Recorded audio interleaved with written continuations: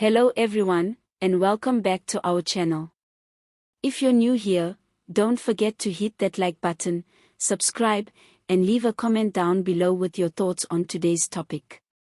We're diving into a major international controversy that's once again putting South Africa in the global spotlight. Former US President Donald Trump has reignited global tensions with one of his most provocative claims yet. At a recent campaign rally in Florida, Trump declared that he would not attend the next G20 summit if South Africa does not act on what he called the genocide of white Afrikaners.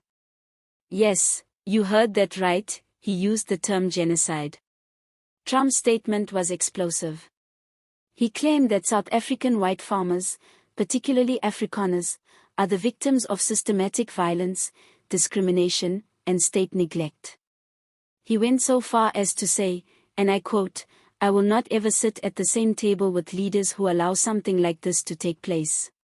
He also issued a veiled threat to South Africa: act now, or face international consequences. Now, these comments aren't coming out of nowhere. Trump has made similar claims before. Back in 2018, while he was still president, he tweeted that he had asked the U.S. Secretary of State to closely study the South Africa land and farm seizures and expropriations and the large-scale killing of farmers. That tweet sparked outrage and was widely condemned as misinformed and racially inflammatory. This time around, the backlash was swift and firm. South Africa's Department of International Relations and Cooperation, DIRCO, called Trump's remarks baseless and inflammatory. In a strongly worded statement, DIRCO reaffirmed that South Africa is a constitutional democracy, committed to human rights, non-racialism, and the rule of law. They urged all foreign leaders to avoid reckless statements that distort reality and fan the flames of racial tension. So let's talk about the facts. Is there a genocide against white farmers in South Africa?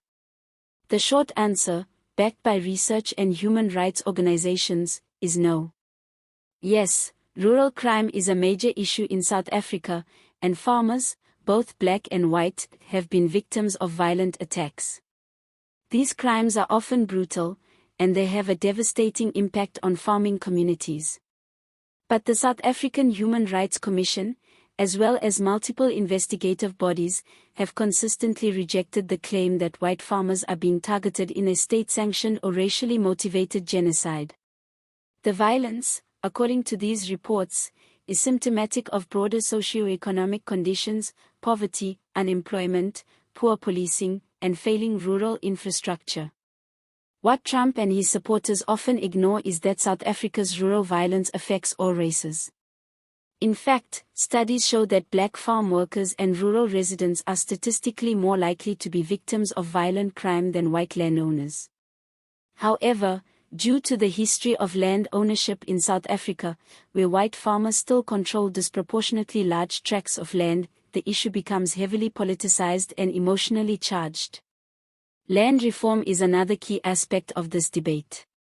South Africa has been grappling with how to equitably redistribute land that was taken during colonialism and apartheid. The governing ANC has pushed for land expropriation without compensation in certain cases to speed up the process. This has created fear among some white landowners, particularly Afrikaners, who see it as a threat to their property rights and livelihoods. Trump's comments exploit that fear. By painting a picture of a white genocide, he appeals to far-right groups in the US and elsewhere who thrive on narratives of white victimhood. But this narrative is not only factually wrong, it's dangerous. It fuels racial animosity, undermines reconciliation efforts in South Africa, and spreads misinformation on an international stage. Interestingly, even though Trump is no longer president, his influence on global discourse remains strong. His campaign rallies still draw massive crowds, and his statements receive international coverage. That's why his remarks on South Africa, however symbolic, carry weight. They echo in the corridors of international diplomacy and can even influence foreign policy agendas if left unchecked. What makes this particularly concerning is that Trump's narrative ignores the real, pressing issues that South African farmers face, issues like poor service delivery in rural areas, failing infrastructure, lack of policing, and rising input costs. These are the things that deserve attention and international support, not conspiracy theories. So where does this leave South Africa?